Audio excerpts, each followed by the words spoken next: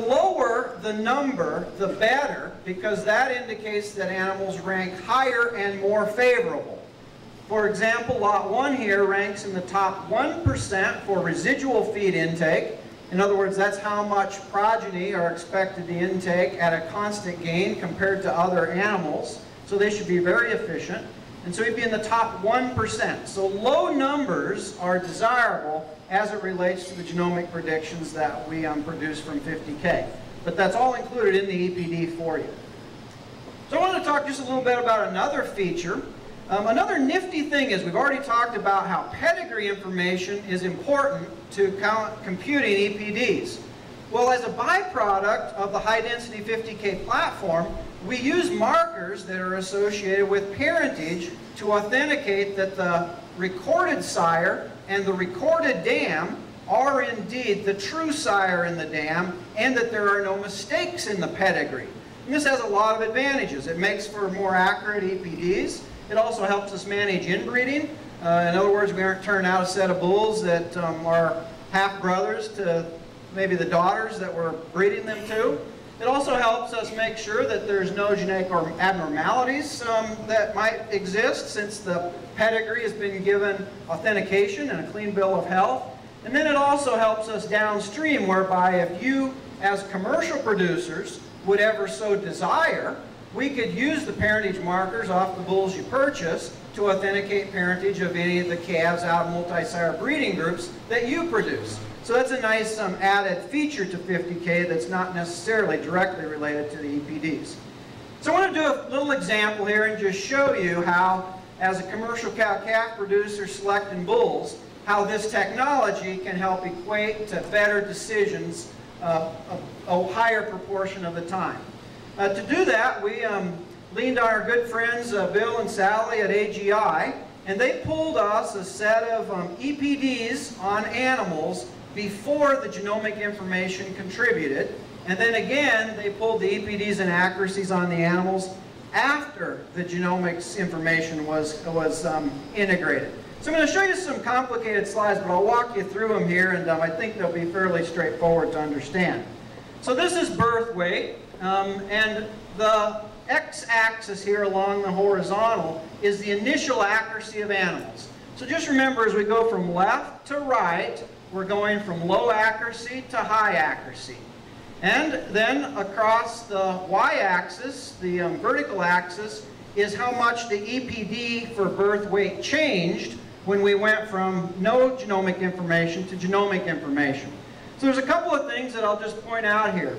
Fortunately, with the genomics information for these animals that are non-parents that have EPDs that are only on pedigree, at the extreme, and each dot represents an animal that was tested, so each dot represents an animal that was tested. For these animals that just had pedigree predictions, some went up as much as 1.5 pounds based on the genomics, some went down as much as 1.5 pounds when the genomic information was added. But the bottom line is we were zeroing animals as birth weight predictions into a truer prediction of what the true genetic merit really was. Then, as you can see, as accuracy increases, the amount that the EPD changes decreases. And does anybody know why? Why would genomics not have much effect if we have animals that already have a lot of progeny data that's accumulated? The progeny data has already driven the EPD to be a true reflection of the animal's genetic merit, so the addition of the genomics doesn't mean that much, and it doesn't have any effect. So where genomics really comes in handy is on these young non-parent animals to give us an additional read of genes for birth weight the animal actually inherited that we've then associated with differences in transmitted birth weight. And so we're taking that air, or we're taking that slack out of the rope to get a tighter, cleaner genetic prediction of that animal's merit earlier in life. So here's accuracy for birth weight, and it works the same way. On average, when we drop the 50K into Bill's genetic evaluation, we increase accuracy about 0.24 for birth weight. And this is a lot of numbers, but it is a table that summarizes, on average, how much EPDs change when the high-density 50K information is added to the genetic evaluation and how much accuracy changes when that information goes into the genetic evaluation. Now, to me, the numbers don't really mean as much as something that I can really put in a tangible term for you as cow-calf producers. And that is the approximate progeny equivalence. So we'll use birth weight for an example. So the 50K technology is roughly equivalent to having 8 progeny with birth weights contributing to the genetic evaluation. The range there is from 7 or 8 for carcass weight and birth weight on up to about 20. So if you're buying growth genetics and you have HD50K contributing to the genetic evaluation in the EPDs, that's equivalent to buying a bull that's already produced 20 progeny with yearling weights that have been submitted in contemporary groups and have went through the genetic evaluation at AGI. So I hope that gives you a feel for the fact that you're really buying animals with some level of initial progeny proof. And depending on the trait, it can be a pretty significant amount of progeny proof, and so it gets you to a more dependable decision. You might ask, well, what's that equate to in time and years worth of effort? If you consider that the technology would be applied to animals at weaning time, you know, it's going to take you 3 years to get feed intake on offspring, and that comes at a cost of about $100 per head if you're gathering dry matter intake data. If you're collecting ultrasound data, that's about $15 a head. And the progeny equivalents we talked about were carcass traits, not ultrasound scan. And so that would be in excess of 30 progeny with scan records. And so as you can tell here, for the upfront investment, in order to get individual animals to the same level of dependability on their predictions, it would take quite a lot of time, and in many cases, quite a lot of investment in data collection to get animals to that same level of dependability. Make sense? Hope so. So I was going to do a few little examples here quick. Many of you, I assume, come to the bull sale and you kind of got some selection objectives or criteria in your mind.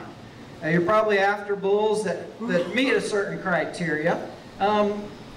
And you may have some EPD targets, maybe for birth weight not to exceed a certain level, weaning weight to be at least above a certain level, or if you're retaining ownership and you market cattle on a grid, maybe you want marbling that achieves a certain level or higher.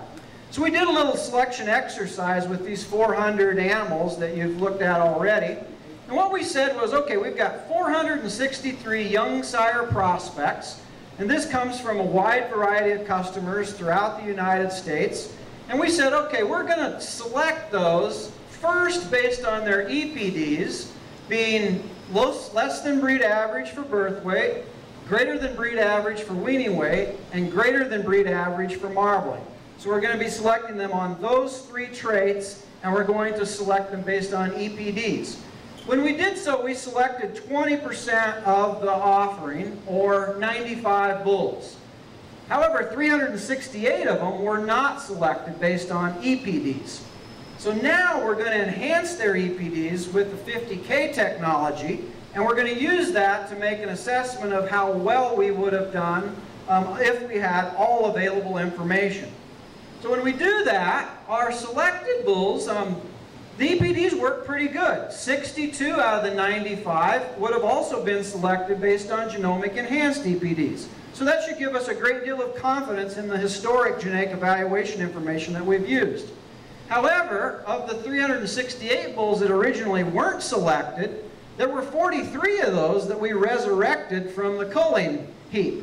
In other words, their predictions based on pedigree and own performance didn't get them selected, but their true genetics that they possessed really should have kept them into your selection set.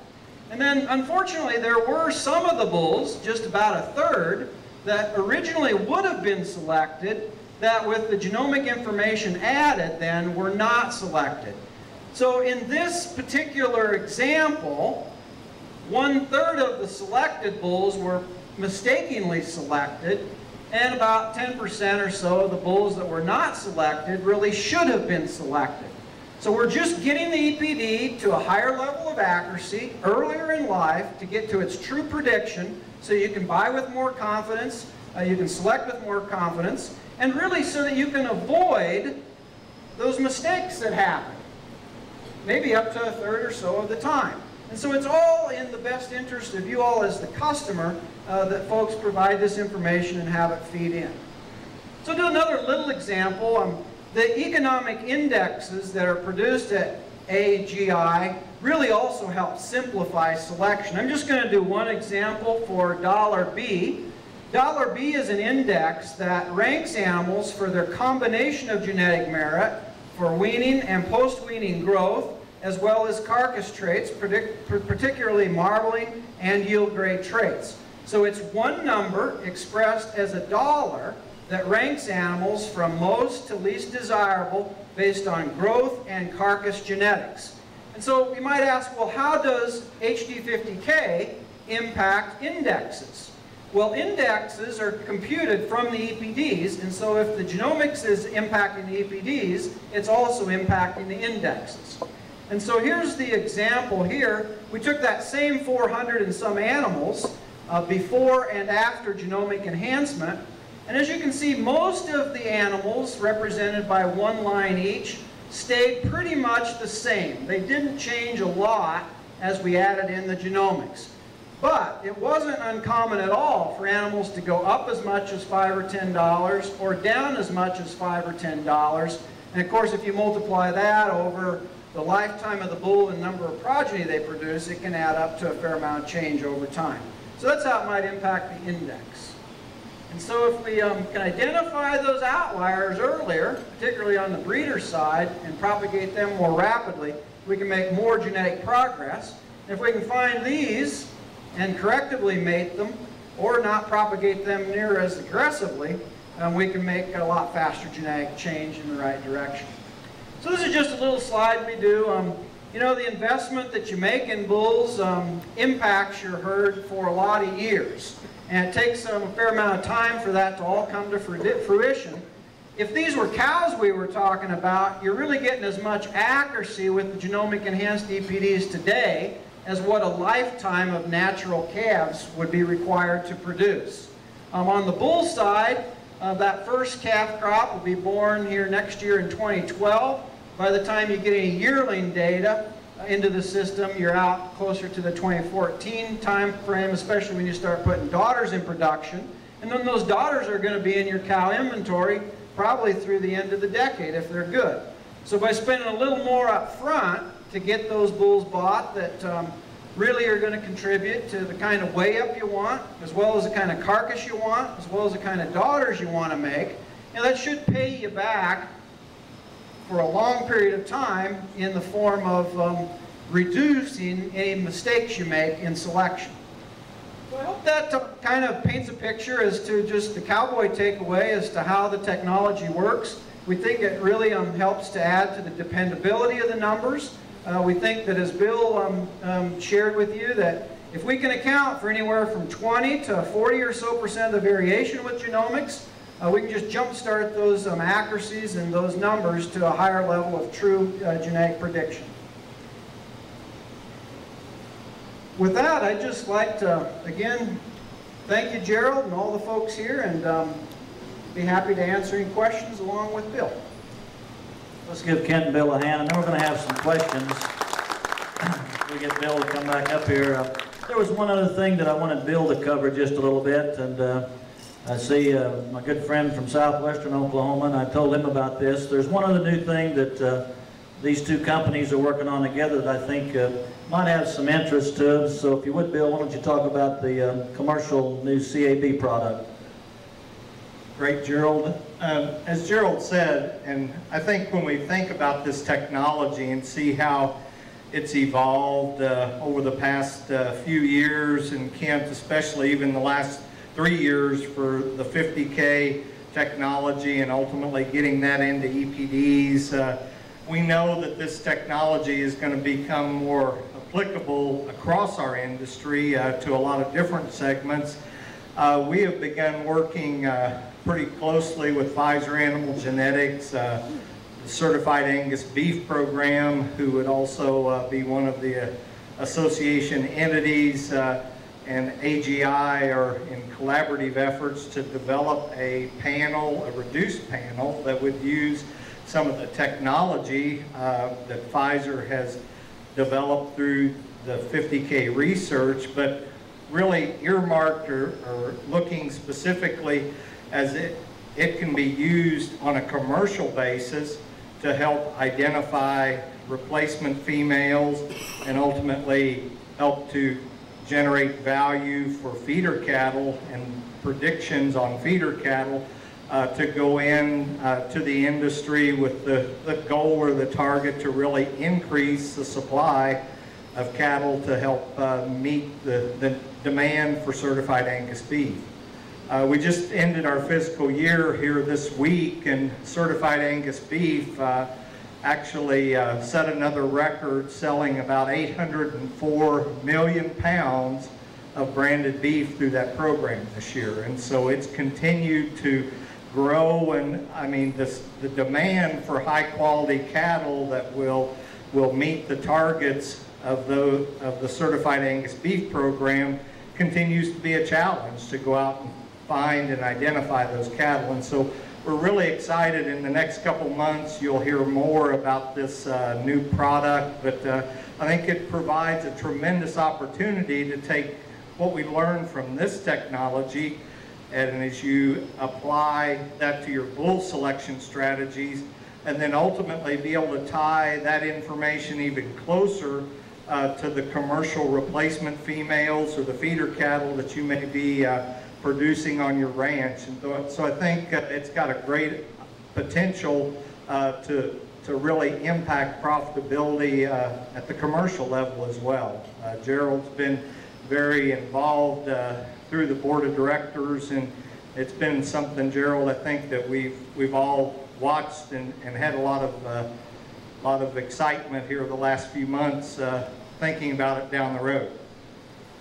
Yeah, and I might add, I don't know if I'm supposed to say this, but I will. At the outset, it's going to be a lot cheaper than what we pay to do these bulls, because we know in the commercial sector that you have a more limited budget, and so it's going to be a smaller panel. And at first, it's going to primarily look at marbling and growth, Bill, correct? And there'll probably be a parentage component, so you can tie it back in your herd on your commercial heifers you're keeping to actually the SARS that you bought here. And so I'm real excited about this technology from the standpoint that we're going to have what is reasonably priced, a much cheaper priced product at least, that will identify growth and marbling in Angus cattle, and you can make some selection of your replacement heifers, as well as possibly sort your steers into management groups in terms of how you want to manage those in the feed yard phase. And so this is some technology that I think that goes downstream real swiftly. I was talking to Mr. Holder about it, and I think it has a lot of application. He has his own beef company, and I think things like this have a lot of merit as we try to identify cattle that are superior on down the line. I've talked enough. You've got the two guys here that know a lot about it and entertain questions. You had a question, Bob? No? Who has some questions? Donnie has a question? Yeah. No. No, you guys have got a chance here to ask questions. I think one of the takeaways, and so we don't confuse everybody, and both Bill and Kent covered it, when you look at the bottom and you look at the percentile rankings, the important thing is to recognize that they're already incorporated into the EPDs. And so when you look at the EPDs in the catalog at this cell, yes, the percentile rankings at the bottom went into those, but they're not different from those. They've already been incorporated in there to compile the EPDs that you're looking at. So I think that's important, because I have had that question. What do you see, I'll ask a question, get this started. What do you see in the future with regard to something more definitive on fertility or reproduction? We'll give that in the Kent first. Oh, that's an easy one, thanks. Well, we're working a lot on it. We've got an application in Brazil on the Nalore cattle and fertility and reproduction. We developed a commercial product in Nalore that is based on age at puberty, heifer pregnancy, age at first calving, and stayability. We also threw milk and growth in there, and we did an index on cow lifetime productivity. And so it expresses genomic differences in total pounds of calf produced during a cow's lifetime. We think that'd be a very neat product to have for commercial cow-calf producers here when it comes time to select their replacement heifers. So we're excited about applying what we learn elsewhere here. One of the challenges is that in our seed stock populations, you'll manage them so well that sometimes they don't express their genetic differences in fertility traits. And so under commercial conditions, there may be more variation than under seed stock type conditions. We've got a project right now going on with the Rex Ranch in Nebraska, very commercial. They run them pretty tough and hard. And we've got 3 years, I think, worth of fertility data, breed up on heifers and breed back for 3 turns on the first set and a couple turns on the other 2 sets. And they're just starting to analyze that data right now. So we're hopeful that we can integrate that, and also keen to work with the folks at AGI when the time's right for the heifer pregnancy trait. We haven't done that one yet. Anything to add, Bill? No. Questions? Say here. Doctor? Kent, do these panels, I take it from your answer to that one, do these panels have application across other breeds? Great question. Dr. Edwards asked, do they have application across other breeds? Generally speaking, the status of the technology right now is that a panel developed in one breed is breed specific and cannot be directly applied to a different breed. So in other words, we couldn't take our Angus HD50K calibration and sell it to a Limousin breeder or Charolais breeder. It's Angus specific. There is work going on to calibrate the markers off of the 50K chip to breeds other than Angus, but so far they're very Angus specific. There's some reduced panels, our GeneStar panel, for example, that does have a cross-breed efficacy, but generally explains smaller amounts of variation than the high density. So the work in Brazil would have to be converted then for Angus? Yes. So the work in Brazil on the lorry cattle would have to be then, retrained or reprogrammed for Angus cattle? That's a reduced panel. We built the product by running 50K on lots and lots of Nalor. Then we cherry-picked the very most informative markers off of there to get a targeted panel that could be delivered to the marketplace at a sensible price.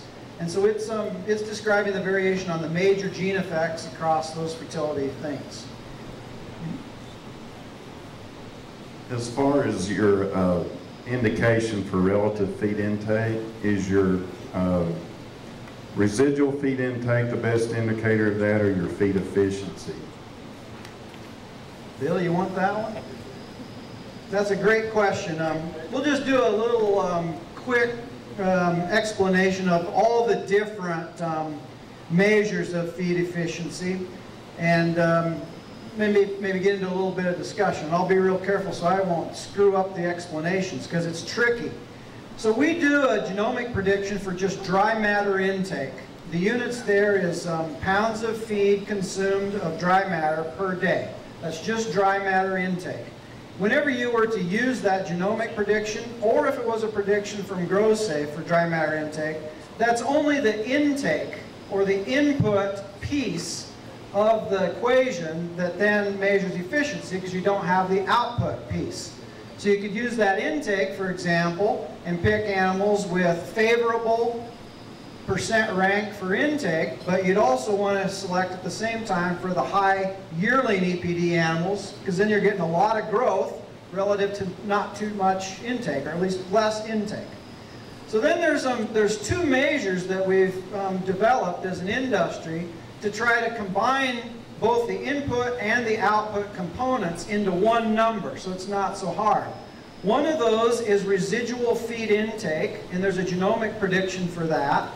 And that in cowboy terms is just differences in how much an animal eats compared to what it is expected to eat based on its body weight and assuming all animals gain the same.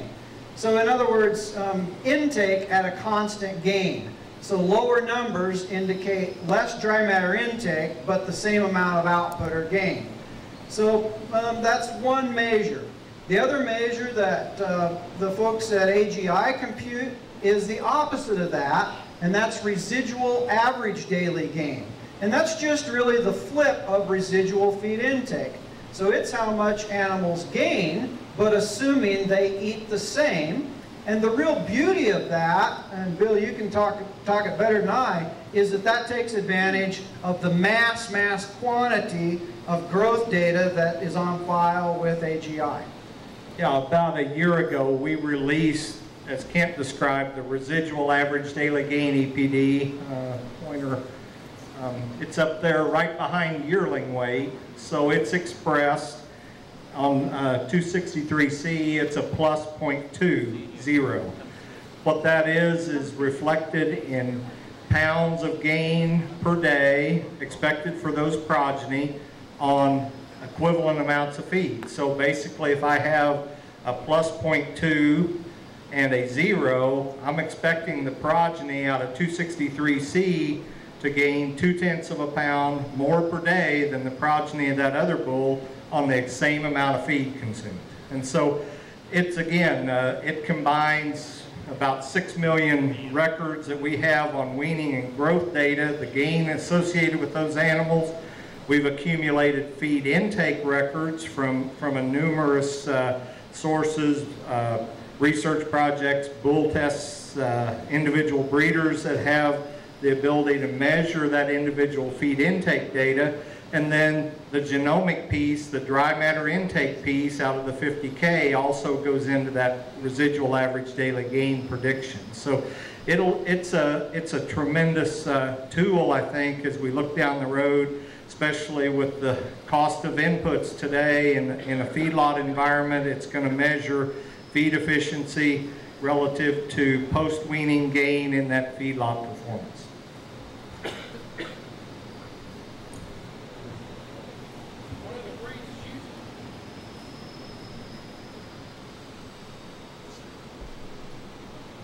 What other breeds is using it? Question was, what other breeds are taking advantage of the technology? Currently, I would say American Angus is sure way out front, light years ahead, if you will, of getting this integrated into their populations. There's currently calibrations and the R&D phase, I would say, going on in at least 5 or 6 other breeds. I know American Hereford has some efforts underway. It's not yet resulted in public release genomic enhanced EPDs. To my knowledge, Semitol and some of the other continentals have some efforts underway. There's efforts underway also outside of the United States, namely some of our work in South America. But really right now, Angus is on the very leading edge, and I'd say by a fair margin.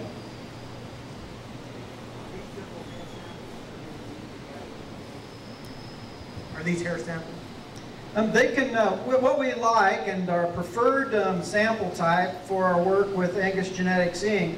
would be a spot of blood on an FTA card. So it's just a spot of blood.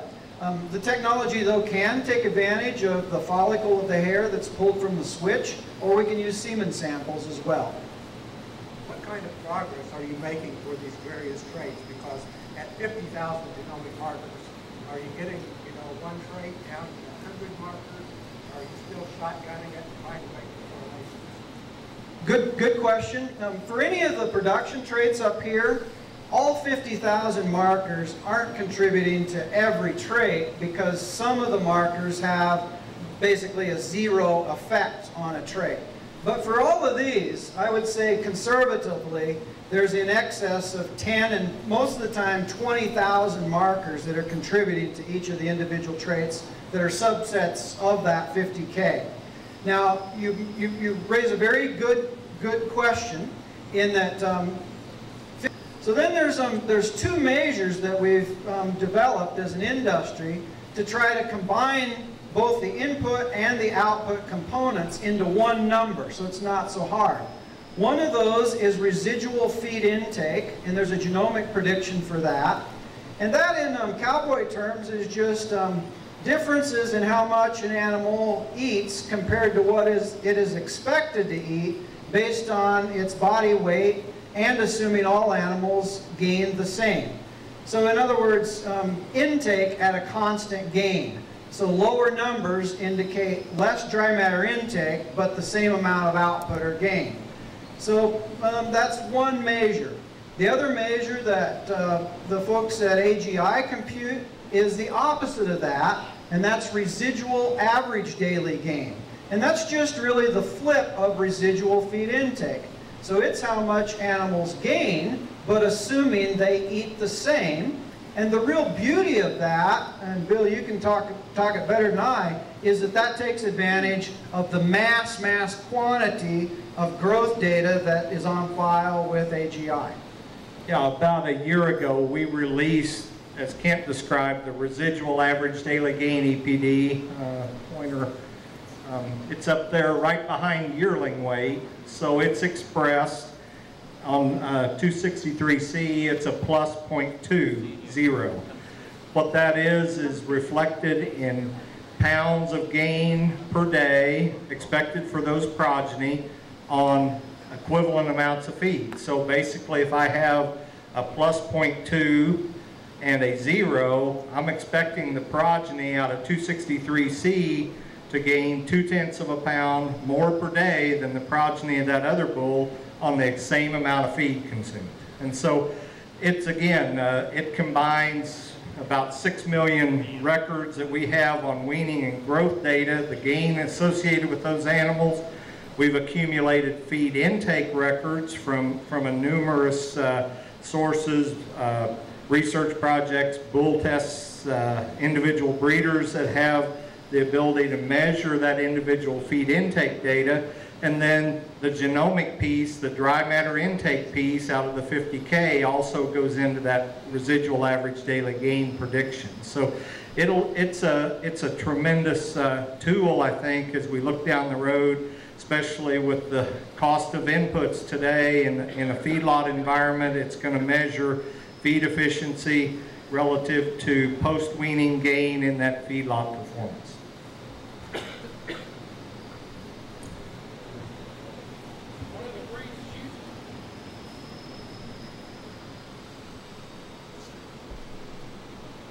What other breeds is using it?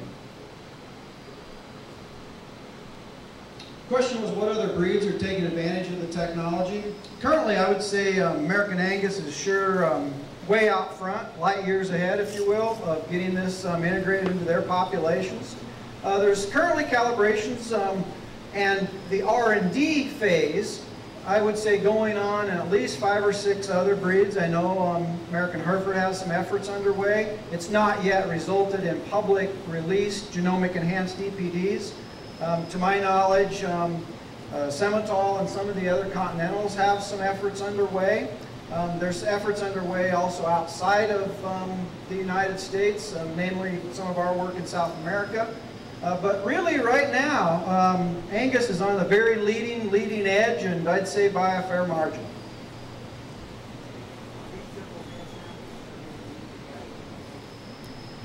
Are these hair samples? They can, what we like and our preferred sample type for our work with Angus Genetics Inc. would be a spot of blood on an FTA card. So it's just a spot of blood. The technology, though, can take advantage of the follicle of the hair that's pulled from the switch, or we can use semen samples as well. What kind of progress are you making for these various traits? Because at 50,000 genomic markers, are you getting, one trait down to 100 markers? Are you still shotgunning it to find correlations? Good question. For any of the production traits up here, all 50,000 markers aren't contributing to every trait because some of the markers have basically a 0 effect on a trait. But for all of these, I would say conservatively, there's in excess of 10 and most of the time 20,000 markers that are contributing to each of the individual traits that are subsets of that 50K. Now, you raise a very good question in that of blood. The technology, though, can take advantage of the follicle of the hair that's pulled from the switch, or we can use semen samples as well. What kind of progress are you making for these various traits? Because at 50,000 genomic markers, are you getting, one trait down to 100 markers? Are you still shotgunning it and trying to make correlations? Good question. For any of the production traits up here, all 50,000 markers aren't contributing to every trait because some of the markers have basically a zero effect on a trait. But for all of these, I would say conservatively, there's in excess of 10 and most of the time 20,000 markers that are contributing to each of the individual traits that are subsets of that 50K. Now, you raise a very good question in that that are subsets of that 50K. Now, you raise a very good question in that